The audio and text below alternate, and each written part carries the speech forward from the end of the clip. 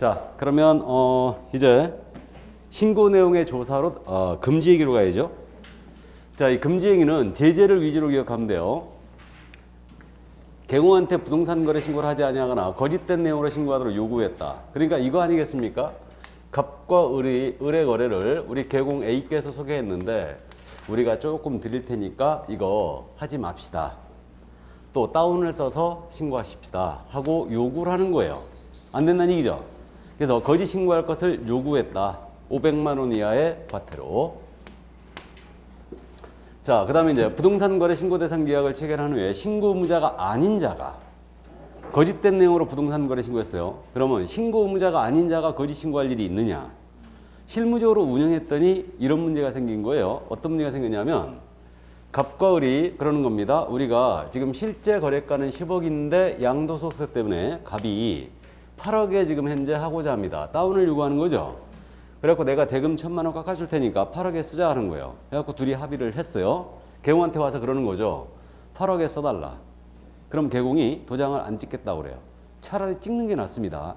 다운을 쓰더라도 의무적 등록 취소인데 거짓 기재니까 거기다가 서명 날인까지 안 해버리면 업무정지까지 걸려요. 같이. 그러니까 차라리 찍고 걸리는 게 낫습니다. 그게 덜하다는 얘기예요. 제재가. 그러면 일단은 8억에 써달라고 그래요. 개공이 도장을 안 찍겠다고 그러죠. 그러면 실질은 중개거래인데 형식은 당사자 직거래돼 있죠.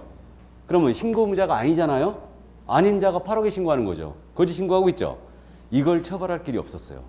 그래가지고 이제 금지행위로 들어왔는데 신고 의무자가 아닌 자가 거짓 신고했잖아요. 그럼 거짓 신고는 신고 의무자가 허위 신고하든 아닌 자든 관계없이 거짓 신고해버리면 취득가액의 100분의 5 이하의 과태료예요. 100분의 5는 5%죠. 5% 이하에 해당하는 과태료 처하게 됩니다. 그 다음 이제 세 번째는 그거 아니에요. 거짓으로 신고할 것을 조장하거나 방조했다. 조장은 부추긴다는 얘기고 방조는 모른 척 하는 게 아니에요. 도와주는 겁니다. 형법상 교사 방조. 방조로는 도와주는 걸 얘기한다. 안에서 도둑질하고 있는데 밖에서 막 맞으는 거예요. 그러니까 개공이 걸릴 가능성이 큰데 어쨌든 방조는 도와주는 얘기다. 그러면 요구, 조장, 방조 있죠. 똑같이 500만 원 이하의 과태료.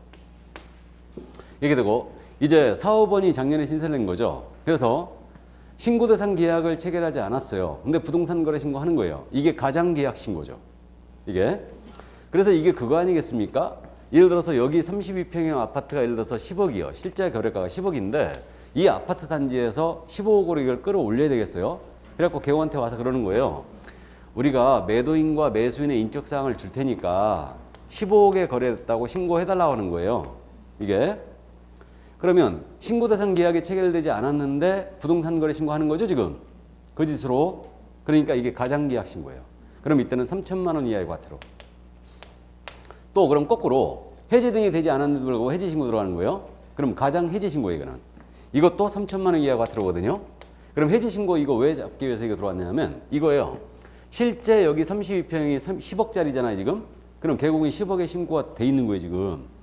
개공이 신고해 놓은 거예요. 신고해 놨는데 와서 그러는 겁니다. 15억으로 끌어올려야 되겠어요. 그러니까 10억에 신고된 거 있죠? 이걸 해지 신고해 달라는 거예요. 그래가지고 해제 등이 되지 않았음에도 불구하고 해제 신고를 요구하는 이거 해제 신고했다. 그러면 역시 가장 해제 신고로서 3천만 원 이하의 과태료입니다. 감 잡았어요? 자, 이 정도. 자, 그래서 금지행위는 이제 제재로 연결되기 때문에 일단은 제재를 위주로 기억을 해 주시고요. 이제 신고 내용의 조사로 넘어갑니다. 그럼 신고 내용의 조사인데 이거는 신고완청이요. 신고인에게 자료를 보완해달라. 자료를 제출해달라. 요구할 수 있어요. 그래갖고 야 실제로 10억에 거래했는지 계약서 한번 보자. 요구할 수 있고요. 대금 지급 증명 자료 있죠? 이거 한번 보자. 요구할 수 있어요. 이게. 그래서 신고할 때 원칙적으로 신고서만 내음을 원칙으로 합니다. 그럼 대금 지급 증명 자료는 게 대표적으로 뭐겠습니까? 통장 사본이죠. 진짜로 이 금액에 거래했는지 거래 내역 통장 사본 한번 보자. 이렇게 요구할 수 있어요. 이게. 우리 투기과열지구 같은 경우는 전부 다 지금 전수조사 들어가고 있죠. 신고 들어오면 이거 다 보자게요. 보자합니다. 그러면 이거 계약서 요구했는데 불응했지 않습니까? 대금 외 자료거든요. 이거는 대금 외 자료출 요구에 불응하면 500만 원 이하가 들어요. 근데 대금 지급 증명 자료 있죠? 이거 제출 요구했는데 불응했다. 그럼 이때는 3천만 원 이하의 과태료입니다. 잡으려고 작정한 거예요 지금. 그래서 매매하실 때는 되도록이면 통장 거래하시기 바랍니다. 내역 보장하니까. 자, 그래서 이 정도고요. 그럼 이때 우리 국토부 장관이 요즘 할 일이 더럽게 없어졌어요. 그래가지고 우리 국토부 장관이 직접 조사를 할 수도 있어요. 신고한청과 공동으로 할 수도 있습니다. 이거. 그래가지고 이제 조사기관은 이거 관계 행정기관의 장에게 소득증빙자료 한번 보자 요청할 수도 있습니다. 그래서 세무서장한테 소득자료 신고 들어온 거 한번 보자 할 수도 있어요. 그리고 이제 위법 사실이 확인됐잖아요. 그럼 이 조사기관은 바로 고발이나 통보를 할 수 있습니다. 관계기관에다가 통보할 수 있고요. 그다음에 조사 결과 보고도 하게 돼 있어요. 그래서 우리 신고한청이 조사를 했지 않습니까? 그럼 신고한청이 이제 신고 내용에 대한 조사를 했다. 그럼 우리 신고한청은 시도의사한테 이거 보고하게 돼 있어요. 조사 결과를 보고를 하고요. 시도의사께서는 다시 시군구청장부터 조사 결과 보고 받았잖아요. 받으면 이걸 쫙 모아가지고 국토교통부 장관한테 다시 보고하셔야 됩니다. 근데 시도의사가 국장한테 보고하는 거 있죠. 이거는 월 1회는 하래요. 월 1회는 왜 그랬을까? 안 할까 봐. 안 할까 봐. 우리 오세훈 시장한테 야, 너 시군구청장한테 구청장들한테 조사 결과 보고받은 거 나한테 보고해봐. 그러면 오세훈 시장이 그러겠죠. 네가 뭔데 나한테 보고하라는데. 그럴 수 있어요. 그러니까 월 1회는 하라고 옷을 박아놓은 거예요. 감 잡혀요? 안 할까 봐 그런 거 이거. 근데 신고한청이 시도의사한테 조사 결과 보고는 기한이 없죠? 당연히 하겠지 뭐. 그러니까 어쨌든 자 여기까지예요. 그럼 정리. 검증은 해야 된다 할 수 있다? 검증. 신고가기 직전에 검증을 해야 된다고 그랬죠? 근데 조사는 할 수 있다요. 필요한 경우에 할 수 있답니다. 이때 국토부 장관도 할 수 있어요. 그래서 이제 이 정도 이해해 두시고. 자, 그 다음 이제 다른 거래 규제와의 관계가 여기서 지금 나오고 있는데 지금 333쪽에 다른 법률과의 관계가 있죠? 이 부분이에요. 이게 다른 거래 규제와 관계인데 자, 토지거래 허가구역 내 토지에 대하여 매매를 한 거예요, 이제. 그러면 토지거래 허가증 받았거든요. 허가증 받았어요. 그럼 매매였습니다. 부동산 거래 신고 다시 해야 될까 안 해야 될까요? 해야 됩니다. 제도의 취지를 생각해 보세요. 토지거래 허가는 사전허가 사항이죠. 실거래가 노출됐어요, 안 됐어요? 안 됐어요. 부동산 거래 신고는 실거래가 노출 목적이죠, 지금. 그러면 토지거래 허가증을 받았더라도 부동산 거래 신고 다시 해야 됩니다. 매매라면 해야 돼요. 자, 그럼 농지 2번엔 농지를 취득하는 자는 농지 취득자격 증명 받아야 되죠. 그럼 농취증 받아야 되는데 농지 취득자격 증명을 받았어요. 그렇다 하더라도 매매라면 부동산 거래 신고 다시 해야 됩니다.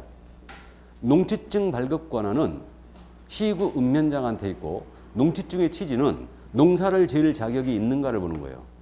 근데 부동산 거래 신고제는 실거래가 노출을 목적하기 때문에 농취증을 받았더라도 부동산 거래 신고 매매라면 하셔야 됩니다. 이해하셨죠? 그럼 토지거래 허가증 받았어요. 허가받은 날부터 30일 내에 들어와야 돼요. 그러면 농취증 받았다. 그렇다 하더라도 매매라면 계약 체결일부터 30일 내에 신고 들어가야 됩니다. 자, 그 다음에 이제 나머지는 했는데 부동산 거래계약 신고 필증을 받았어요. 그럼 거민이 의제된다고 그랬죠? 말씀드렸고 잠시 후에 하는데 외국인 있죠? 외국인은 부동산 거래 신고를 했다. 외국인이. 그러면 외국인 취득 신고를 면제합니다. 외국인은 국내 부동산을 취득하잖아요. 그럼 신고나 허가 의무가 발생되는데 외국인이 만약에 부동산 거래 신고 해버렸잖아요. 그럼 외국인 취득 신고를 별도로 하지 않습니다. 면제해줘요. 감 잡았죠? 그래서 특히 이 세 번째 걸 제일 잘 물어봐요. 나머지 토지거래 허가증 나왔을 때 해야 되느냐, 농취증 받았을 때 해야 되느냐, 이건 잘 안 물어봅니다. 근데 이해는 꼭 해두셔야 돼요. 규제가 겹치는 건 조심해야 됩니다. 이거는. 자, 그럼 여기까지 이해를 해두시고요. 토지거래 허가제에 대해서는 지금 여기 언급이 없죠? 규제에는. 그죠? 주의에 있구나. 거기에. 그래서 일단 이해를 해두시고요. 정정 신청과 변경 신고로 들어갑니다. 자, 그럼 정정과 변경인데 이건 경정 등기, 변경 등기로 여러분들이 공시법 시간에 들어봤는데 신고한 내용이 잘못돼 있다. 그럼 거기 333쪽에 334쪽에 신고 내용에 정정 신청을 해갖고 동그라미 1번에 거래당사 또는 개업공사는 부동산 거래가 신고 내용 중에 다음의 어느 하나에 해당하는 사항이 잘못 기재된 경우, 잘못 기재된 경우 밑줄이죠. 신고한 측이 신고 내용에 정정을 신청할 수 있다. 정정을 신청할 수 있다. 밑줄이에요. 그럼 정정 신청은 해야 된다, 할 수 있다? 할 수 있다요. 잘못됐으면 꼭 해야 될 것 같은데 할 수 있다요. 물론 전자문서를 할 수도 있습니다. 다 이거. 그러면 정정 신청 사항이 뭐냐? 이 문제. 거기 이제 정정 신청 사항이 박스 안에 들어가 있어요. 당사자의 주소, 전화번호, 휴대전화번호, 개업공사의 전화번호, 상호, 사무소의 소재지, 거래지분 비율, 건축물의 종류, 부동산의 지목, 그 다음에 지분, 면적, 대지권의 비율이 잘못되어 있다. 그러면 이때는 일단은 가능한데 이게 쉽게 감이 안 와요. 그러니까 사실은 정정은 경미한 사항이 있죠. 이것에 대하여 정정이 가능한데 경미한 사항이라 함은 부동산 거래 신고의 핵심이 뭐냐? 누가 어떤 부동산을 언제 얼마에 거래했냐가 핵심인데 이것을 제외한 거예요. 이걸 제외한 게 잘못돼 있다. 예를 들어서 면적이 100제곱미터 했다고 거래했다고 신고했는데 신고 필증에 나오기를 1000제곱미터로 나와버린 거예요. 잘못돼 있죠 지금. 그럼 이제 정정 신청 되죠. 그래서 우리는 거꾸로 기억합니다. 정정 신청 사항이 안 되는 걸로 기억하면 돼요. 이거는 거꾸로. 이게 더 쉬워요. 그럼 정정 신청이 안 되는 건 뭐냐면 부동산 거래 신고 핵심. 부동산 거래 신고 핵심이 뭐라고 그러냐면 누가 어떤 부동산을 언제 얼마에 거래했느냐. 그럼 누가 매도 매수인 당사자의 성명이나 주민번호, 개공의 성명이나 주민번호 안 되겠죠. 당연히 안 됩니다. 이거는 당사자가 바뀌는 거예요. 그 다음에 어떤 부동산, 부동산의 소재지는 절대 안 돼요. 근데 부동산의 종류라든가 면적이라든가 거래 지분 비율, 대지권의 비율이 있죠. 이런 건 돼요. 근데 소재지는 안 됩니다. 왜 그러냐면 소재지가 잘못돼 있다 물건이 바뀌어버리는 거예요 지금. 이해되시죠? 소재지 안 됩니다. 다음에 계약일 절대 안 됩니다. 계약 체결한 날로부터 30일 내에 신고해야 되는데, 그러니까 계약일은 정정이든 병이든 다 안 돼요. 그래서 계약일 안 되고 얼마에 실제 거래 금액 정정되겠어요? 금액이 잘못돼 있다. 말이 안 되는 소리죠 이거. 그러니까 이건 정정이 안 돼요. 그럼 만약에 정정이 안 되는 사항이 잘못돼 있으면 어떻게 하라는 얘기냐? 재신고해야 됩니다. 이때는 이해하셨죠? 자, 그래서 정정이 안 되는 상황으로 기억합니다. 그래서 경미한 상황에 대해서 정정이 되고, 그러면 정정 신청은요 서식이 없어요. 서식이 없고 신고 필증에 직접 수정해요.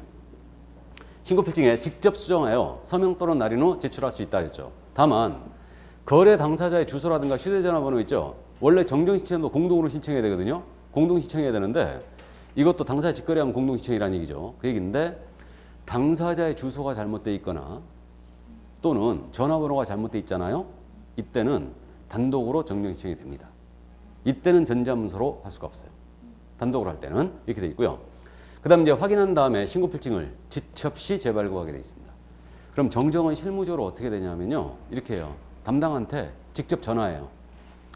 신고 필증이 잘못 나와버렸다. 면적이 예를 들어서 100인데 1000제곱미터로 신고 필증이 나와버린 거예요. 그러면 담당한테 전화해가지고 면적이 이거 100인데 1000제곱미터로 나와버렸거든요.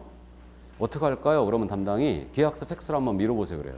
그럼 팩스로 계약서를 쫙 밀어주잖아요. 그러면 바로 신고 필증 재발급 해줘버립니다. 실무적으로 이렇게 해요. 서식이 없으니까. 뭔 말인지 이해하셨죠? 따라서 이 정도. 이게 정정이었고요. 그러니까 잘못됐을 때 할 수 있는 게 바로 정정입니다. 그럼 변경 신고. 신고 필증 다 제대로 나왔고 신고도 제대로 다 한 거예요. 입력 다 제대로 했어요. 근데 후일 당사자 합의로 계약 내용이 바뀐 거예요. 그러면 변경 신고를 할 수 있는데, 근데 변경 신고 사항 있잖아요. 이거는 어떻게 기억할 거냐면 이 제도가 도입된 취지, 이것을 이해하셔야 돼요. 그러면 변경 신고 사항을 이해할 수 있어요. 원래 없었거든요. 정정만 있었는데 변경이 왜 들어왔냐면 이것 때문에 들어온 거예요. 실무적으로 거래신고제를 운영해 봤더니 이런 겁니다. 잔금 지급일을 4월 30일로 신고했어요. 실제 거래 가격은 10억이라고 신고 들어갔습니다. 근데 매도 쪽에서 돈이 급히 필요했어요. 급히 필요해가지고 야 잔금 4월 15일 날 쳐주면 내가 대금에 1000만 원을 깎아줄게 이런 거예요. 그래가지고 매수 쪽에서 4월 15일 날 잔금을 쳐버린 겁니다. 그럼 부동산 거래 신고한 내용 중에 잔금 지급일 바뀌었죠. 실제 거래가도 바뀌게 되죠. 그러면 재신고를 해야 되는 사태가 자꾸 벌어지는 거예요. 해가지고 간단하게 변경 신고할 수 있도록 해준 거예요. 그래서 부동산 거래 신고의 핵심적인 사항에 속하는 실제 거래 가격의 변경 신고 된다 안 된다? 된다. 정정은 안 되는데 변경은 돼요. 이해되세요? 그래서 주의하셔야 됩니다. 거래 가격의 변경 신고 됩니다. 중도금 지급일, 잔금 지급일도 됩니다. 맞죠? 되고 그 다음에 더 특이한 게 공동매수였어요. 예를 들어서 갑으로부터 A, B, C가 공동매수했어요. 매수인이 3명이었습니다. 지분은 A 3분의 1, B도 3분의 1, C도 3분의 1이었습니다. 이렇게 신고 들어갔어요. 신고 들어갔는데 당사자 합의로 C가 빠지겠대. C가. 당사자가 바뀌죠 지금. 바뀌는데 이건 됩니다. 그러면 C가 빠져버리면 지분이 바뀌죠. 그럼 거래 지분의 변경 신고 된다는 얘기죠. 이해되세요? 이게. 근데 공동 매수인 중에 일부를 제외시키는 건 되는데 여기에 D를 추가하는 겁니다. 되겠어요? 안 되겠어요? 안 됩니다. C를 D로 교체합니다. 이것도 안 된다. 이해되시죠? 그럼 뭐만 된다? 빼는 것만 된다. 제외시키는 것만 돼요. 그 다음 다수 부동산 거래했는데 일부 부동산을 제외시키는 건 됩니다. 변경신고가. 그러니까 1번지, 2번지, 3번지 각 100제곱미터, 100제곱미터, 100제곱미터 거래했다고 신고했어요. 했는데 다수 물건 거래한 경우 일부 물건을 제외시키는 것은 됩니다. 그러면 3번지를 빼버리거나 2번지를 빼버리거나 1번지를 빼버리거나 아니면 2, 3번지로 하거나 그럼 가능하다는 얘기죠. 그러면 일부를 제외시키는 게 되니까 면적이 바뀔 수 있죠. 그럼 면적의 변경 신고 된다 안 된다? 된다. 이렇게 돼요. 근데 여기에 4번지를 추가합니다. 추가는 돼요 안 돼요? 안 되는 거죠. 3번지를 4번지로 교체합니다. 역시 안 됩니다. 그러니까 추가 교체는 된다 안 된다? 안 된다. 이해되시죠? 그 밖에 계약일이 변경됐다고 있을 수 있어요 없어요? 없어요. 그러니까 변경신고는 제도는 기본적으로 당사자 합의로 바뀔 수 있는 거 있죠? 합의로. 이것만 가능하죠 사실. 그러니까 다수 물건 거래했을 때 일부를 뺀다든가 공동 매수인 중에 일부를 뺀다든가 합의로 빼는 거예요 이거는. 이해되세요? 그 다음에 실제 거래가가 바뀌었다. 잔금 지급일이 바뀌었다. 그럼 변경신고 되죠. 면적이 변경됐다. 거래 지분이 변경됐다. 변경신고 됩니다. 그 다음에 조건기한이 바뀌었다. 합의로. 그럼 조건기한에 대해서 변경신고 가능합니다. 감 잡았어요? 그래서 이 부분이 여러분들이 좀 어려워하셔요. 이게. 그러면 여기서 보면 지금 느낌이 오신 분이 있는데 정정신청사항에 지금 면적 들어가 있죠. 그죠? 거래 지분도 들어가 있죠. 변경신고사항에도 면적이 들어가 있고 거래 지분 들어가 있죠. 그러면 면적이 잘못되면 뭐예요 이거? 정정신청. 면적이 변경되면 변경신고. 감 잡았어요? 면적이 잘못되면 뭐 하는 거라고? 정정신청. 변경되면 변경신고예요. 자 이렇게 되고 변경신고는요. 부동산에 관한 소유권 이전 등기 신청 전까지 가능합니다. 가능하고요. 그래서 변경신고서라는 서식이 있어요. 이거는. 서식이 있고 이걸로 들어가는데 단 변경신고서만 내미 원칙이거든요. 근데 면적의 변경이 전혀 없는데 실제 가격만 변경했다고 신고하는 거예요. 그러면 이때는 허위신고 가능성이 있죠 지금. 그러니까 이때는 계약사본을 첨부하게 돼 있습니다. 계약사본을 첨부하게 돼. 이때는 전자문서를 안 받아줘요. 그리고 만약에 공급계약이나 전매계약이 있는데 분양가격이라든가 옵션 같은 게 바뀌었잖아요. 그럼 이때는 단독으로 변경신고 가능합니다. 가능하고요. 그럼 내용을 확인한 다음에 지첩시 신고필증을 이것도 재발급해준다. 이거를. 그래서 이게 변경입니다. 그래서 정정과 변경을 여러분들이 제일 어려워해요. 왜? 정정사항과 변경신고사항을 구분해야 되거든요. 그래서 이제 이게 좀 어려워하시는데 문제는 되게 쉽게 나와요. 그냥.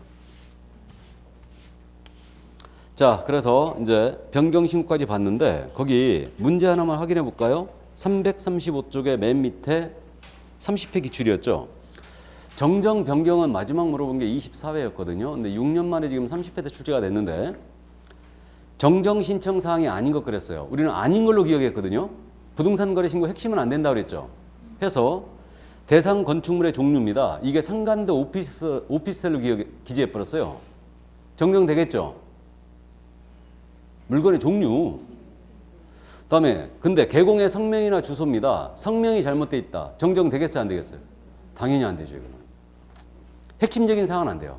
누가 어떤 부동산을 언제 얼마에 거랬냐. 이게 핵심이기 때문에 이건 정정이 안 됩니다. 그래서 2번 정답이었고요. 부동산의 면적이 잘못돼 있거나 거래 지분 비율이 잘못돼 있거나 전화번호가 잘못돼 있다. 정정되죠 다. 이해되세요? 정답 2번이었습니다. 이거. 자, 그다음 이제 부동산 거래 해제 등의 신고 서식이 나오고 있네요. 그래서 참고하시고 336쪽에 그다음에 해제 등의 확인사가 나오고요. 변경 신고서는 서식이 있죠. 근데 정정 신청서는 안 보이죠. 그러니까 정정 신청서는 서식이 없어요. 신고 필증에 직접 수정합니다. 자, 그럼 주택임대차 계약 신고로 가는데 자, 341쪽 여기를 펴놓고요. 이제 칠판을 보시면 지금까지 한 내용 잠깐 정리 좀 해볼까요? 우리 교재 순서하고 약간 지금 차이가 있는데 원래 부동산 거래 신고 절차는 이렇게 진행됩니다. 토탈 그림이 이렇게 돼요. 그럼 신고 대상 계약을 했지 않습니까? 부동산 거래 신고하는 거예요. 며칠 내에 한다? 30일 내에. 안 하면 500만 원 이하가 들어요. 그러면 신고 관할, 신고 관청이고 신고 의무자는 국가 등이 있었다면 그들이 신고하게 돼 있고요. 중개 거래하면 개공이 신고해야 됩니다. 그다음 이제 신고 필증을 지첩시 발급해요. 이거 지첩시 그냥 바로 발급합니다. 그러면 부동산 등기 특별조치표현 계약서의 검인을 의지하죠. 이게. 그다음에 만약에 신고 필증 나갔는데 이 계약이 해제가 돼 버렸다. 신고한 계약이 해제가 되면 이때는 해제 신고 들어가야 됩니다. 며칠 내? 30일 내. 이때는 개공한테는 해제 신고 의무는 없다. 당사자에게 있는 거죠. 그렇게 돼 있고 국가 등도 없어요, 사실. 근데 국가 등이 할 수 있죠. 단독으로 해제 신고할 수 있어요. 이렇게. 그다음에 이제 요거 신고 필증 나갔잖아요. 그다음 절차가 사실 검증이에요. 근데 우리 교재는 검증을 먼저 하는 걸로 지금 나왔는데 사실은 신고 필증 바로 발급돼요. 그리고 검증을 들어가는 겁니다, 이제. 그러면 검증을 합니다. 누가 한다? 신고관청이. 이건 신고관청의 의무예요. 그럼 검증 체계 시스템에 접속해서 국토부 장관이 운영을 해야 되고요. 국토부 장관이 현재 운영하고 있고 여기에 접속해서 가격을 딱 집어넣어요. 그러면 적정, 부적정, 판정 불가, 판정 보류가 떨어집니다. 그럼 이 결과를 세무서에 통보해 주죠. 이건 기한이 없어요. 기한이 없고 그래서 세무서장은 이제 과세 자료로 활용할 수 있죠. 그럼 이 검증과는 별도로 의심이 가더라 이거요. 그럼 이제 조사 들어갈 수 있어요. 이때 조사는 당연히 신고관청이 할 수 있고요. 그다음에 국토부 장관도 할 수 있어요. 직접 할 수 있습니다. 그래서 할 수 있고요. 그럼 조사 결과 위법 사실 확인했다. 그럼 고발 통보할 수 있다고 그랬죠.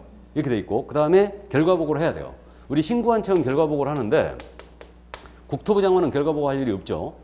그래서 신고관청이 조사 결과에 대해서 이제 하게 되면 보고하는데 시도의사에게 보고해요. 이건 기한이 없어요. 근데 시도의사는 국장에게 다시 보고하는데 이건 안 할까봐 한 달에 한 번은 해야 됩니다. 월 1회는 하라고 돼 있는 거예요. 감 잡았어요? 그래서 이렇게 이제 사실 절차가 진행되는 거고 그 다음에 정정 신청과 변경 신고가 있지 않습니까? 정정 신청, 변경 신고는 일단 감을 잡기를 잘못된 경우에 할 수 있는 게 뭐다? 정정.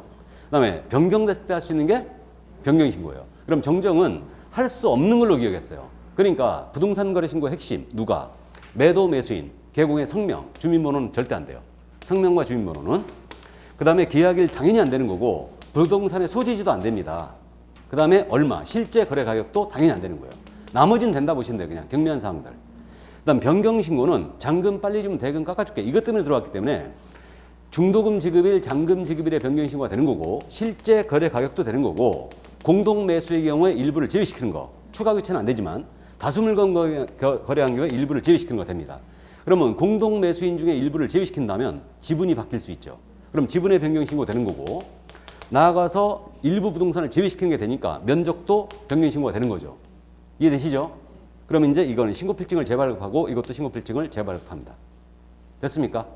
이게 전체 지금까지 한 내용이었고 여기서 빠진 내용이 신고서 작성 요령이에요. 그래서 원래 이 줄기대로 가야 되는데 여러분들이 교재 왔다리 갔다리 하면 너무 불편하니까 교재 순서대로 그냥 쭉 설명하고 넘어온 겁니다. 그래서 줄기는 이렇게 잡으시기 바랍니다. 아셨죠? 자, 그래서 이 정도. 자, 그래서 그 부동산 거래 신고 절차에 관한 내용을 다 봤고요. 이제 주택 임대차 계약 신고가 6월 1일서부터 들어온다고 그랬죠. 들어오는데 이 부분이 아직 입법 예고도 아직 안 떴어요. 입법 예고도 안 돼. 지금 4월 지금 중순으로 다가가기 때문에 입법 예고를 해야 되는데 이 국토부 담당자가 엄청 바쁜가 봐 지금. 그래서 입법 예고도 안 하고 있는데 그래서 이거는 그냥 한목에 정리하고 가버리죠. 교재 순서 무시하고 이렇게 한목에 정리하고 가보자 이거예요. 자, 칠판 보시죠 그냥. 주택 임대차 계약 신고는요. 주택에 대하여 임대차 계약을 했지 않습니까? 그러면 이때는 거래 신고 들어가는 거예요. 주택 임대차 계약 신고 들어가는 건데 이 주택이 무슨 주택이냐면 이제 정해질 거예요. 대통령령에서 일정 지역의 주택으로서 일정 금액을 초과해야 돼요. 이렇게 정해질 겁니다. 그러면 주택임대차 계약은 전국에 있는 주택임대차 계약했을 때 모두 신고하는 건 아니란 얘기죠. 지역이 정해질 거예요. 그럼 지역이라 하면 타겟이 어디겠습니까? 투기과열지구나 조정대상 지역이겠지. 그다음에 일정 금액도 정해준다요. 그럼 금액은 얼마 이상일 것 같아요? 느낌상. 우리 아까 비기주 지역은 매매했을 때 주택 6억 이상이었죠. 그럼 주택임대차 계약은 반토막 내면 되네? 3억 이상? 그럼 되겠죠. 그 정도. 어쨌든 나중에 이제 확정될 때 한번 보자고요. 어떻게 나오나. 그러면 이 주택임대차 계약을 했잖아요. 그러면 주택임대차 계약 신고 들어갑니다. 며칠 내? 30일. 숫자 맞춰준 거는 이뻐. 기억하기 쉬우니까. 그러면 이거는 30일에 신고 안 하잖아요. 그럼 100만 원 이하의 과태료 이거는 100과로 뒀고요. 그 다음에 신고한 총 똑같고요. 당사자 공동 신고하게 돼 있어요. 역시 개공한테는 주택임대차 계약 신고 의무를 부여했다 안 했다? 안 했다. 근데 개공이 할 수 있어요. 할 수 있고요. 그 다음에 이제 보증금이나 사임 등을 신고하게 돼 있죠. 신고사항도 정해지겠죠. 그럼 신고사항은 추측을 해보면 이렇게 되겠죠. 주택 소재지, 면적, 그 다음에 계약기간, 임대인 임차인의 성명, 그 다음에 보증금, 월차임 이렇게 되겠지. 조건기한 있다면 조건기한 들어가고. 맞죠? 그래서 이렇게 이제 확정이 될 거고. 그 다음에 지체 없이 신고필증 발급해요. 그러면 신고필증 발급이 됐고. 그 다음에 이제 신고한 계약이 해지가 됐지 않습니까? 그러면 해지 신고해야 되겠죠? 역시 며칠이겠어요?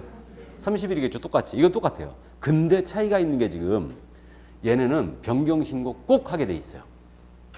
우리 부동산 거래 신고는 변경신고를 할 수 있다라고 돼 있죠? 할 수 있다라고 돼 있는데 얘는 변경신고 꼭 해야 됩니다. 그래서 30일 내에 변경신고 하게 돼 있고요. 변경이 되면. 그러니까 계약금이나 보증금이나 차임이 변경됐다. 그럼 변경신고 해야 되겠죠. 그래서 이렇게 돼 있고. 그럼 이거는 신고필증을 발급합니다. 일단은. 해제 신고하면 우리는 해제 확인서만 교부하거든요. 근데 여기는 신고필증을 발급을 해주게 돼 있어요. 그래서 이제 이 차이가 좀 있고요. 의제되는 거를 좀 주의하는데 의제되는 거. 주택임대차 계약 신고를 이제 했을 때 간주되는 거. 그래서 의제 기준들이 있는데 우리 임차인들 다 전입신고하죠. 그럼 전입신고해버리면요. 주택임대차 계약 신고한 거로 간주해요. 근데 다 전입신고하지 않나?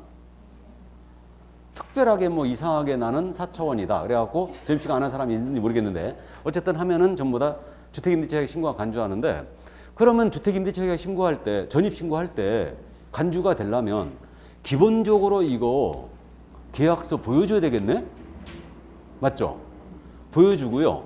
그 다음에 임대인이 누구고 임차인이 누구고 계약기간 어떻게 되고 보증금은 얼마인지 조건기한이 있는지 이런 거 같이 다 해야 되겠네. 전입신고할 때. 맞죠? 그러니까 전입신고하면은 주택임대차 계약 신고 간주한다. 그 다음에 이 자리에 주택임대사업자 현재 지금 등록하신 분이 계실지 모르겠는데 현재 그 민간 임대주택에 대한 특별법 이 법에 의해 주택임대사업자 등록하신 분들이 있죠. 이분들은 민간 임대주택에 관한 특별법에 의해서 임대차 신고 지금 현재 하고 있어요. 하고 있는데 주택임대사업자는 관련법에 따른 신고를 했지 않습니까? 하면은 주택임대차 계약 신고한 걸로 간주합니다. 뭔 말인지 아시겠죠? 임대사업자 현재 등록하신 분들이 있어요. 민간 임대주택에 대한 특별법에 의해서. 그래갖고 단기는 지금 4년이었죠? 장기는 몇 년? 8년이었죠. 근데 단기, 장기를 다 없애버리고 장기만 남겨놨으니까 장기 10년 이상으로 지금 늘려놨습니다. 이 정부가. 그래갖고 이 정부가 가장 실패한 정책 중에 하나가 임대사업자 등록이에요. 내가 봤을 때. 이게. 그래갖고 임대사업자 등록을 하신 분은 민간 임대주택에 대한 특별법에 따라 임대사업 신고를 했다. 그러면 주택임대차 계약 신고한 걸로 간주를 합니다. 간주하고. 그 다음에 이거 주택임대차 계약 신고했지 않습니까? 신고하게 되면 확정일자를 부여한 것으로 간주합니다. 그러면 계약서 원본 가져가야 되죠? 그거 도장 찍어야 되니까 확정일자 부여 간주가 되고요. 나머지 부동산 거래 신고 금지행위, 검증, 조사 모두 주택임대차 계약 신고에 준용합니다. 됐습니까? 이 정도. 그래서 이게 바로 주택임대차 계약 신고의 주요 골자였어요. 여기까지가. 그러면 이제 주택임대차 계약 신고 이제 확정이 되면 그렇게 이해를 해두시고요. 자, 그럼 이제 위반 시 제재가 나옵니다. 342쪽에. 제재는 거의 다 지금 언급을 하고 왔어요. 하고 넘어왔는데 거의 다가 아니고 다 언급했죠, 뭐 사실. 이거 제재 있지 않습니까? 일단 3천만 원 이하 과태료가 있어요. 3천만 원 이하의 과태료는 이거 다 말씀드렸죠. 대금 지급 증명자료 제출 요구에 불응했어요. 통장사본 보장에 나갔고 얼마라고요? 아, 3천만 원. 근데 계약서 보자겠는데 대금 외 자료 보자겠는데 안 보여줬다. 그러면 500만 원 이하죠. 그러니까 통장사본 보자겠는데 안 갖고 오면 3천만 원 이하. 그다음에 신고대상 계약이 체결되지 않았음에도 불구하고 부동산 거래 신고했다. 가장 계약 신고죠. 그다음에 해제 등이 되지 않았음에도 불구하고 해제 신고해버렸어요. 가장 해제 신고. 이때는 얼마라고 역시 3천만 원 이하. 쉽게 기억했죠? 이거. 자, 그다음에 이제 이때는 금액이 크지 않습니까? 그러니까 이것도 기준금액이 있거든요. 가장계약, 가장해지신고는 기준금액 자체가 3천만 원이에요. 이거. 기준금액 자체가 3천만 원입니다. 이렇게 돼 있는데 이거는 기준금액의 2분의 1 범위 내에서 가중간격이 아니고 5분의 1이에요. 금액이 큰 것은 5분의 1 범위 내에서 가중간격입니다.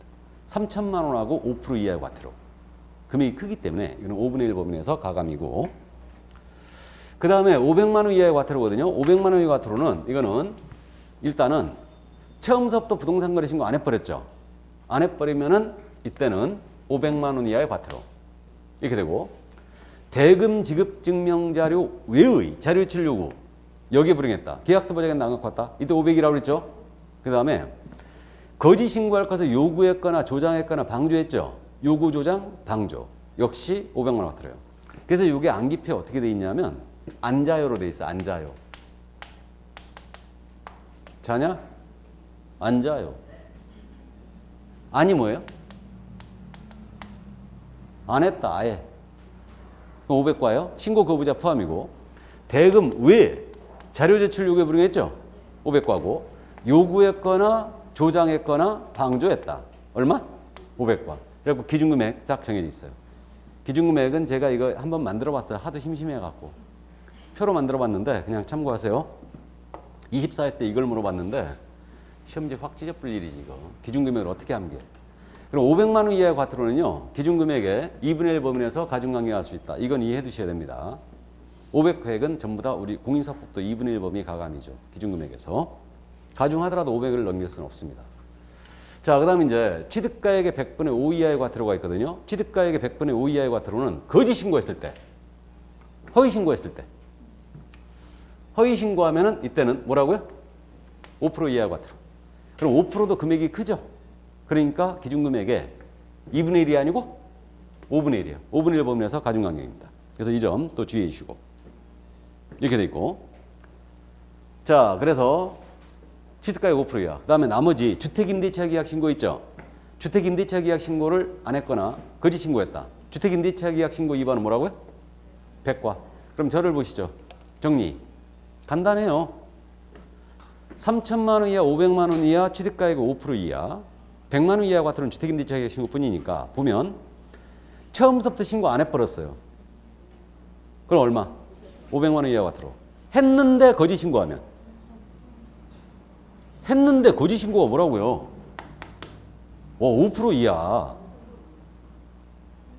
기억 바로 하세요. 이 자리에서. 이 제재는 잘 묻지는 않는데 이해만 해두면 돼요. 처음서부터 신고 안 했다. 500과죠. 했는데 허위 신고해버리면 5% 이하. 100분의 5 이하의 과태료. 맞죠? 대금자료 제출 요구에 불응했어요. 대금자료. 3천만 원 이하.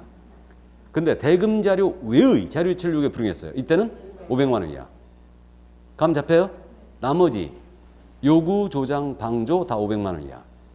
그 다음에 3천만 원 이하에 더 들어간 게 가장계약 신고, 가장해제 신고. 이게 들어온 거죠. 시세를 교란할 우려가 있으니까. 감 잡힙니까? 처음부터 신고 안 하면 얼마? 500만 원 이하. 했는데 거짓 신고하면 5% 이하. 100분의 5 이하의 과태료.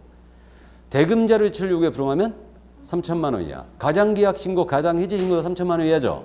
근데 대금 외 자료 제출 요구에 불응했다. 이때는 500과. 나머지 요구, 조장, 방조도 얼마라고? 500과. 감 잡았죠? 얼마나 쉬워. 그러니까 3천만 원 이하고 5% 이하 과태료는 2분의 1 범위 가감이 아니에요. 5분의 1 범위 내에서 가감입니다. 그래서 이제 그 정도만 감 잡고요. 자, 그러면 이제 자진신고자에 대한 과태료 감면 규정이 있어요. 344쪽에. 이거 리니언시 제도인데, 이거 부가권자와 이거 통보라는 절차, 이거 짚고 가야 되죠. 교재 지금 343쪽 맨 밑에 있죠. 과태료 부과권자는 당연히 신고관청이에요. 그 다음에 한 장을 넘기면 344쪽에 맨 위에 있죠. 이네요. 맨 위에 있는데 우리 개업공사에 대하여 신고관청이 과태료 때렸지 않습니까?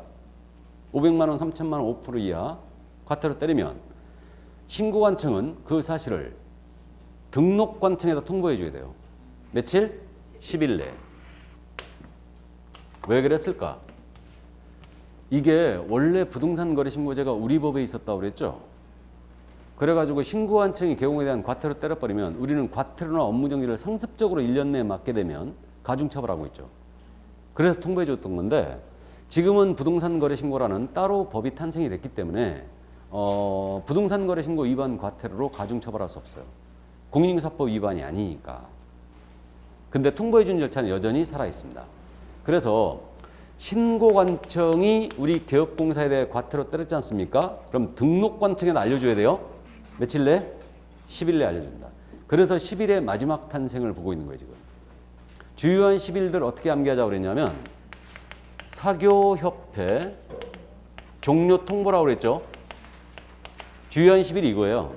사무소 이전 신고 10일 내야 되고 사고 예방교육 통지 10일 전까지 해야 되고 협회 다음 달 10일까지 등신을 통보해야 되고 종료, 고용관계 종료 신고 10일 내에 하게 돼 있고 과태료 부과 통보가 이거예요.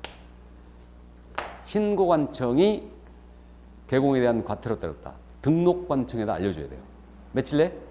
10일 내. 사교협회 종료 통보예요. 이게 10일이에요. 주요한 10일이. 자, 그래서 그렇게 반복 숙지를 해주시고요. 그러면 이제 리니언시에도 자진신고제에 대한 감면 규정인데, 자, 교재 지금 엄청 많이 써 있거든요. 자진신고제 감면 규정이 많이 써 있는데, 자, 칠판 보시죠, 그냥.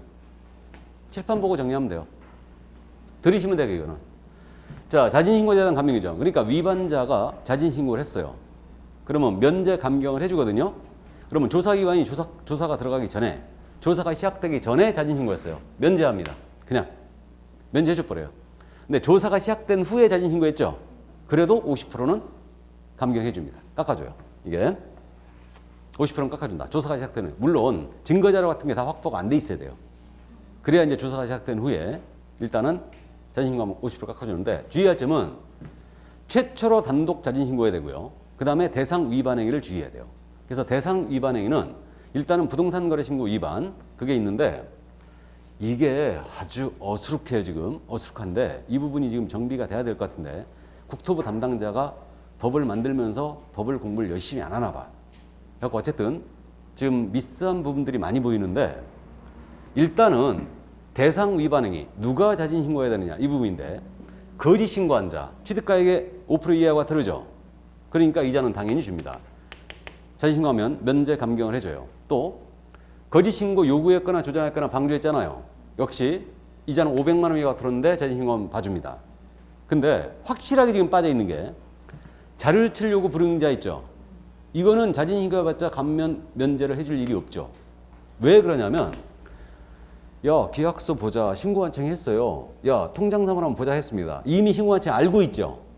근데 내가 통장사본 안 갖고 왔습니다 하면서 자진 신고해? 말이 안 되잖아 논리적으로. 그러니까 자료제출 요구 불응자는 감면 감경 규정이 있다 없다? 없다. 그리고 미스한 게 이거예요. 이걸 누락시켰어요.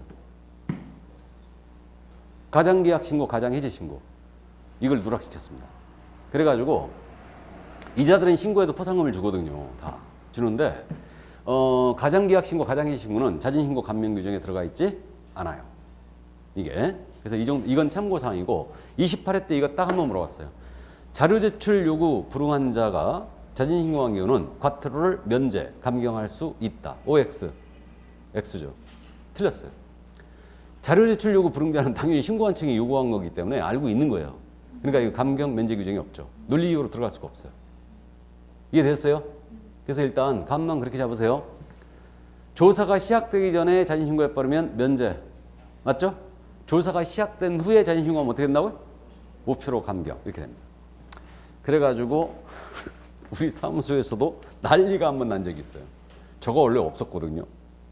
근데 자진신고 규정이 들어오면서 분양권 전매를 하는데 거의 다운쓰지 않습니까? 근데 통지서 날린 거지. 전수조사 들어가는 거예요. 전수조사. 전수조사를 들어가는데 이거 통장 거래 내역 전부 다 제출해라. 서면으로 날려요. 날리면서 그 밑에 써 있는 거지. 자진 신고하면 과태료를, 허위 신고한 것이 자진 신고하면 과태료를 면제해 줍니다. 이렇게 딱 날려. 그러니까 매도인이 딱 보니까 겁나는 거지 지금. 그러니까 매도인이 자진 신고하겠대. 허위 신고했다고? 그러면 죽는 건 누구뿐이냐? 개공만 죽었지. 그죠? 개공은 그 책임을 못 피해갑니다. 자, 그러면 346쪽에 이제 과태료 부과 기준금액 쭉 나열돼 있죠. 여기까지. 그럼 다 했죠? 그래서 부동산 거래 신고, 포상금제는 나중에 그 토지거래 허가제에서 같이 나오니까 그때 보기로 하고요. 그럼 외국인 취득 신고 허가제를 보겠습니다.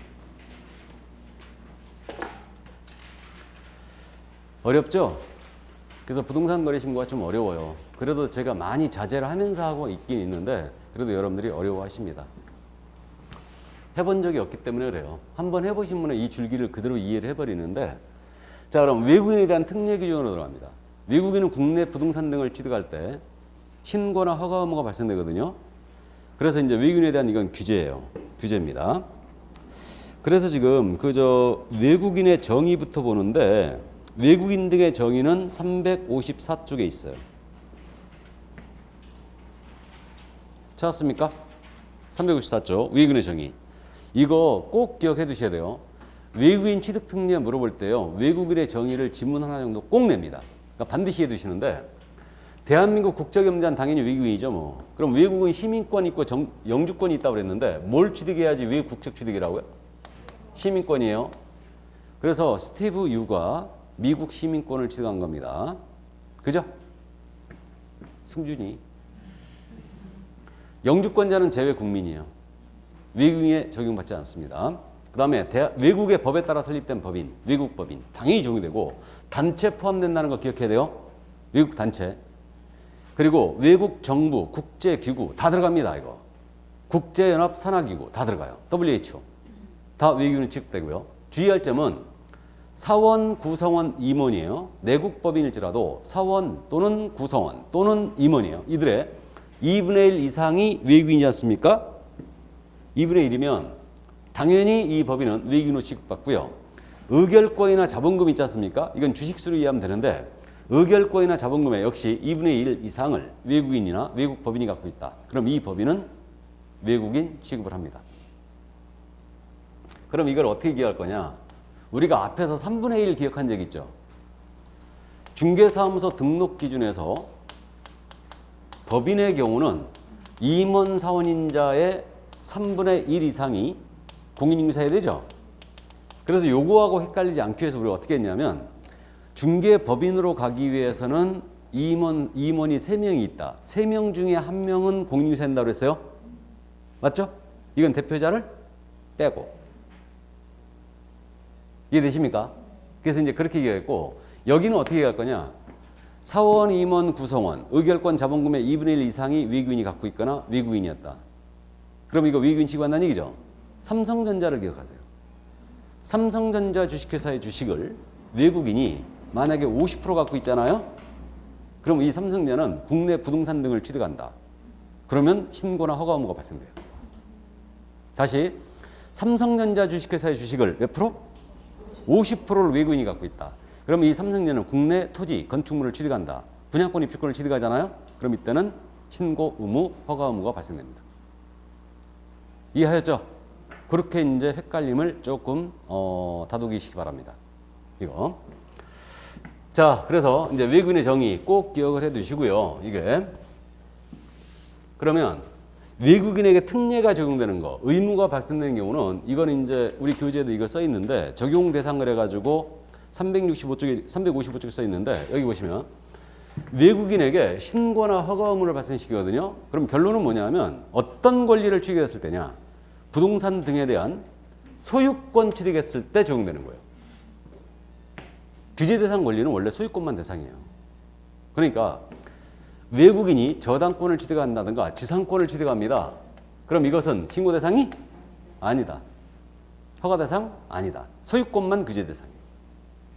이해하셨죠? 자, 그래서 그렇게 이제 감을 잡고, 이 외국인 특례 규정은요, 상호주의가 적용됩니다. 상호주의. 받은 대로 주겠다는 얘기예요. 일본법이 우리나라 사람에 대한 일본 내 부동산 취득을 제한한다. 우리도 일본 사람들 국내 부동산 취득을 제한할 수 있죠. 이게 그래서 제한할 수 있는데 누가요? 국토부 장관이죠. 국토부 장관이 우리나라 국민에 대해 제한한다. 우리도 그들을 제한할 수 있어요. 힘센 놈한테는 봐주고 약한 놈한테 정하려고 제한할 수 있다라고 돼 있는 거고, 다만 조약을 이행하기 위해 필요한 경우는 그러하지 아니하다. 예. 그래서 상호주의 국토부 장관이 적용할 수 있다. 이렇게 이해만 해두시고요. 이제 본론으로 가서 이 법상 신고나 허가제. 그래서 356조로 들어왔는데, 자, 신고 관할은 당연히 신고관청입니다. 부동산 소지 관할 시군 구청장을 얘기하고요. 신고 의무는 세 가지로 나눠져요. 외국인이 국내 부동산 등을 계약으로 취득했느냐, 계약이 아닌 원인이 취득했느냐, 이거 외국인으로 변경됐을 때 계속부의 신고라는 것도 있거든요. 세 가지로 나눠지는데 신고 의무는 이때 소유권 취득 계약이겠죠. 그러면 소유권 취득 계약의 종류가 매매가 있고 교환도 있고 증여도 있지 않습니까? 그런데 매매는 빠지죠. 왜 매매는 빠지겠습니까? 당연히 부동산 거래 신고니까. 맞죠? 그러니까 외국인이 계약으로 취득했다. 이때는 부동산 거래 신고 대상은 제외시킵니다. 그럼 이렇게 되네요. 외국인이 매매로 취득한 경우와 증여받았다. 승준이가 그 다음에 교환으로 취득했다. 달라지고 있죠. 그럼 외국인이 교환이나 증여로 국내 부동산 등을 취득하지 않습니까? 그럼 이때는 계약을 체결한 날로부터 이건 60일이에요. 그럼 60일짜리 이거 위반했잖아요. 그러면 300만 원 이하의 과태료입니다. 이때는 물론 자진 신고에도 얘도 면제 감경해 줍니다. 이렇게 되는데, 그럼 이렇게 돼요. 외국인이 말이에요. 국내 부동산 등에 대하여 매매를 원인으로 취득합니다. 그럼 계약을 체결한 날로부터 며칠 내에 신고해야 돼? 30일. 이건 부동산 거래 신고죠. 그럼 이거 위반하면 안 하면 500만 원 이하 과태료. 그죠? 근데 승준이가 아버지로부터 국내 부동산 등을 증여받았어요. 교환으로 취득했습니다. 그럼 계약을 체결한 날부터 며칠 내에 신고해야 돼? 60일 내에 신고해야 되고, 이거는 그럼 60일이면 조금 더 기니까 덜 중요하겠네요. 과태료가 얼마? 300만 원 이하 과태료예요. 감 잡혀요? 작년에 이걸 물어봤지 않습니까? 자, 다음 계약이 아닌 원인. 계약이 아닌 원인이 뭐다도 주의해야 되는데, 이거는 법률의 규정이야 물권변동 사유들이에요. 민법에서 공부한. 그럼 법률의 규정의 물권변동 사유가 대표적으로 상속 판결 경매가 있죠. 상판 경환, 상판 경환, 환매권의 행사. 이걸로 취득했거나 법인의 합병으로 취득했거나, 그다음에 작년에 신설된 게 외국인이 건물을 신축, 중축, 재축, 개축했어요. 건물을 신축했다, 외국인이. 이게 그러면 이러한 경우에는 이거 취득한 날이요. 취득한 날부터 몇 개월 내에 신고하라? 6개월 내에 신고 들어와야 돼요. 이게 그럼 이것을 6개월짜리 위반하면 얼마냐 과태료가? 100만 원 이하 과태료. 자, 그다음 이제 외국인은 국적이 바뀌었어요. 우리나라 사람이었는데, 근데 국내 부동산을 계속 보유하고 싶다. 그러면 계속 보유 신고해야 돼요. 그럼 계속 보유 신고는 외국인으로 변경된 날로부터 6개월입니다. 그럼 6개월짜리 위반은 과태료가 100만 원 이하 과태료예요. 과태료까지 나중에 정확하게 기억해야 돼요. 그러니까 이거는 내용이 별거 없기 때문에 아주 디테일하게, 좋게 얘기하면 디테일하게 문제를 내고 있고, 나쁘게 얘기하면 장난을 심하게 치죠. 그러니까 정확하게 우리는 거기에 포커스를 맞춰서 연습을 할 건데, 어쨌든 계약 원인 60일, 계약이 아닌 원인 계속 보유 신고 모두 6개월. 그럼 숫자 몇 과치네요? 6과치나다. 60일짜리는 오직 계약 원인 뿐이에요. 단 매매는 부동산 거래 신고다. 계약 체결부터 30일 내에 들어가요. 이해하셨죠? 이게 바로 신고 의무였어요. 신고 의무였고, 이제 허가 의무. 외국인은 일정 지역을 취득할 때 허가받고 취득해야 됩니다. 그 일정 지역이라는 게 이게 허가 대상 지역인데 암기하셔야 되는데, 박스 처리되어 있네요. 이 허가 대상 지역은 일단 네 군데 지역. 군문생야예요. 암기표에 이렇게 되어 있는데 군문생야. 군사기지 및 군사시설보호구역. 이게 군사지역인데 섬지역 묵힐 수 있고요. 문화재보호법에 따른 문화재보호구역. 그 다음에 자연환경 보존법에 따른 생태경관 보존지역. 생태경관 보존지역 우리가 제일 가까운 데가 여의도 밤섬이에요. 지금 여의도 밤섬은 생태경관 보존지역이에요. 창녕 우푼읍지, 저기 소래습지 전부 다 생태경관 보존지역입니다.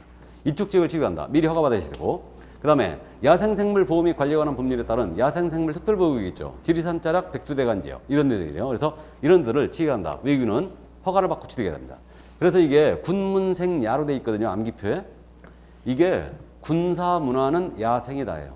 군사문화는 야생이다. 이렇게 할 거예요. 군사문화는 야생이다.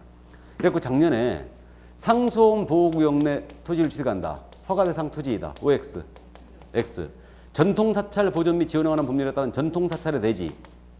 허가대상 지역이 아니에요. 아니죠. 문화재 보호구역으로 오해하면 안 돼요. 그래서 군문생야로 암기해버리는 겁니다. 이거는 그래서 이제 이렇게 암기하시고 여기를 취득하는데 소유권 취득입니다. 물론 소유권 취득하는데 허가관청의 허가를 안 받았다. 신고관청의 허가를 안 받았다. 그러면 이 계약 무효예요. 일단 계약 무효고 형사처벌도 꼭 기억해야 됩니다. 2년에 2천이에요. 이거는 2-2고요. 허가 불허가의 처분 며칠 내에 해주게 되냐면 신청 들어가면 15일 내에 해주게 돼 있어요. 15일. 토지거래 허가제하고 아주 비슷하죠. 우리 토지거래 허가제 아직 공부 안 했지만 토지거래 허가 처리기한도 15일이고 안 받고 계약해보면 계약 무효. 형사처벌도 비슷해요. 벌금만 차이겠죠. 근데 외국인은 2-2예요. 2-2. 이렇게 얘기하시고. 근데 이거는 허가의 기속성 규정이 있어요. 그럼 허가의 기속성 규정이라는 게 뭐냐면 지정 목적 달성에 지장을 주지 않으면 허가를 해주게 돼 있습니다. 우리가 OECD에 가입한 선진국이라면서요. 그죠? 그럼 외국인 차별하면 돼요, 안 돼요? 안 되죠. 너네 왜 우리 차별하는데 국적이 다르다 하여 피부가 다르다 하여 차별하면 안 되지 않습니까? 봐라. 이거 차별하는 거 아니다. 지정 목적 달성을 지장을 주지 않으면 허가를 해주게 돼 있다 이거. 보여주려고. 허가의 기속성 규정을 두고 있어요. 그래서 일단 참고해 두시기 바라고요. 자, 그럼 나머지 358쪽에 신고 허가 절차가 나오지 않습니까? 그럼 이거 가볍게 이해만 해두는데 신고 허가 절차는 잘 안 물어봐요. 그러니까 신고제도하고 허가제도만 본격적으로 물어보는데 여기서 토지거래 허가를 외국인이 받았잖아요. 그러면 이제 외국인 취득 허가를 면제하는데 그럼 예를 들면 이 얘기예요. 이게 토지거래 허가구역이에요. 근데 이 안에 토지가 군사시설 보호구역이 있었어요. 근데 이 지역을 우리 외국인 취득한대요. 그러면 여기는 토지거래 허가구역이죠 지금. 토지거래 허가 대상이면서 군사시설 보호구역 내 토지를 국적이 외국인이니까 외국인 허가 대상이기도 하죠. 그럼 이 외국인은 토지거래 허가도 받고 외국인 취득 허가도 받아야 되냐. 이 문제가 있는데 하나만 받으면 됩니다. 뭐 받아야 되겠어요? 토지거래 허가 받아요. 이게 공익적 목적이 크죠? 그럼 외국인이 토지거래 허가를 받았다면 외국인 취득 허가를 받는다 안 받는다? 안 받는다. 외국인이 부동산 거래 신고했다면 외국인 취득 신고를 별도로 해야 안 해요? 안 하죠? 그래서 그 정도. 그러면 외국인이요. 허가구역이 아닐까요? 정신 번쩍 들게 한번 잠깐 해볼까 또? 외국인이 군사시설 보호구역이에요. 외국인입니다. 국적이. 이분이 허가 신청 들어갔어요. 허가 받았습니다. 허가 됐어요. 그래서 매매 계약을 했어요. 다시 부동산 거래 신고 해야 될까요? 네? 해야죠. 해야죠. 해야 됩니다. 이해되세요? 해야죠. 다시 하는 거예요. 또 해야 됩니다. 자, 그래서 이 정도 이해하시고 이제 절차 갑니다. 절차. 가볍게 이해만 해 두시는데 이 절차는 외국인은요. 그 취득 원인 서류 있죠. 꼭 첨부해야 돼. 우리 부동산 거래 신고할 때는 신고서만 낸다고 그랬죠. 그럼 외국인은 취득 신고서에다가 취득 원인 첨부해야 됩니다. 징여라면 징여계약서, 판결하면 판결서, 경락하면 경락 결정서 첨부해야 돼요. 근데 허가 신청 들어올 때 있잖아요. 군문생야를 취득하겠다. 그러면 허가 신청 들어올 때는 계약서가 없으니까 당사자 간에 합의서 들어와야 됩니다. 외국인은 내야 돼요. 서류를. 첨부 서면이 있지만 당연히 그래도 전자문서로 할 수 있어요. 이거는. 그러면 만약에 이 전자문서로 하는데 첨부 서면을 전자문서로 붙이기가 곤란하잖아요. 스캐닝 해갖고 첨부해주면 되는데 이걸 붙이기가 곤란할 때는 팩스로 14일 내에 보내주면 됩니다. 그래서 이제 그렇게 하면 되는데 어쨌든 서류를 첨부하게 돼 있고요. 그럼 신고 확인증은 지체 없이 발급하게 돼 있고 허가증은 15일 내에 처리해주면 되죠. 그다음 이제 외국인은 국내 부동산 등을 취득하지 않습니까? 허가를 받고 취득하잖아요. 그러면 별도 관리합니다. 외국인은 별도 관리이기 때문에 이 부분을 이해해 두셔야 되는데 꼭 이 부분. 우리 신고한층이 외국인에게 신고증이나 허가증 내줬잖아요. 부동산 거래계약 신고 필증이든 신고 확인서든 확인증이든 허가증을 다 내줬다. 내주면 외국인 신고 취득 허가가 자주 있는 게 아니니까 분기마다 분기 종료한 날부터 한 달이에요. 한 달 내 시도의사 계획을 제출해 줍니다. 그러니까 우리 신고한청이 외국인의 취득 신고 내용 있잖아요. 이거를 시도의사한테 제출해 주는데 분기 종료한 날로부터 몇 달? 1월이에요. 한 달 내. 그럼 시도의사가 이거 쫙 받았죠. 시공무치 지나왔다. 받으면 이걸 쫙 모아가지고 시도의사는 국토부 장관에게 다시 제출합니다. 몇 달? 한 달 내. 1월 1월이죠? 다만 세종특별자치시장이에요. 세종시장은 특별자치시장은 자기 상급기관에 시도의사가 있어요, 없어요?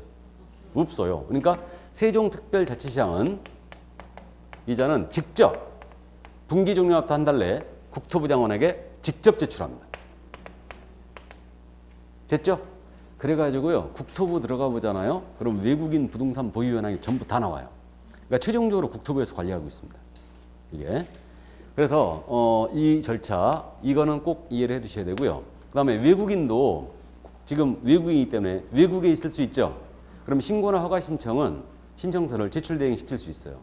제출 대행을 시킬 수 있는데 내국인으로 하여금 대신하게 할 수 있다는 얘기죠. 이때는 이제 그저 외국인의 신분증 4번 내줘야 되고요. 서명 또는 날인한 위임장이 있어야 됩니다. 외국인도 서명 또는 날인한 위임장. 이거는 자필 서명 위임장이 아니고요. 서명 또는 날인 위임장이 있어요. 중국은 도장을 쓴다면서요. 아, 중국은 도장을 쓴다면서요. 몰라요? 아, 우리 도장, 중국은 쓰지 않습니까? 도장 문화잖아요. 그러니까 서명 또는 날인으로 되어 있는 거예요. 자필 서명 위임장이 아니고 서명 또는 날인한 위임장. 이렇게. 자, 그럼 그 정도 이해를 해두시고요. 그럼 360쪽에 문제 하나만 확인해 볼까요? 부동산 거래 신고 등을 한 법령상 외국인 등의 부동산 취득 등을 한 특례에 대한 설명으로 옳은 것은 그랬습니다.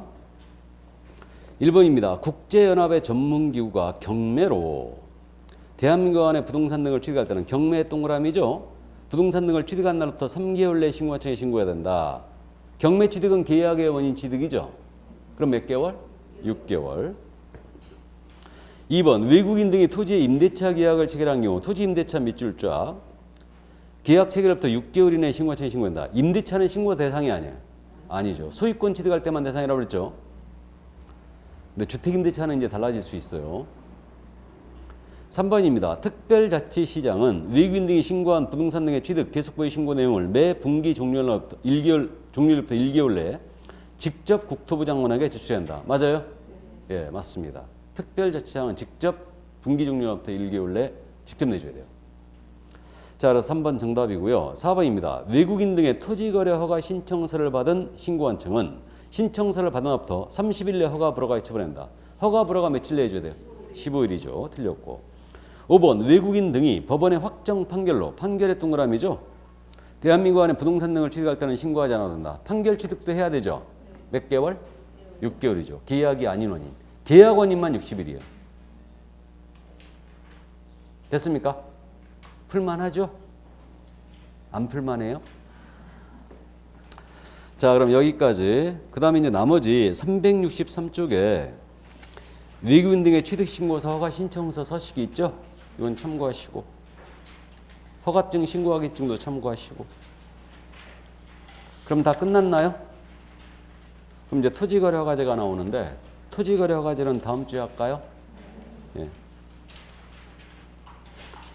자, 그래서 오늘은 여기까지입니다. 그래서 원래 토지거래 허가제까지 다 나가려고 그랬는데 여러분들이 눈빛들을 보니까 역시 많이 어려워하시더라고요. 그래서 제가 일단은 부동산 거래 신고자, 외국인 취득 신고자 여기까지만 가는 걸로 했습니다.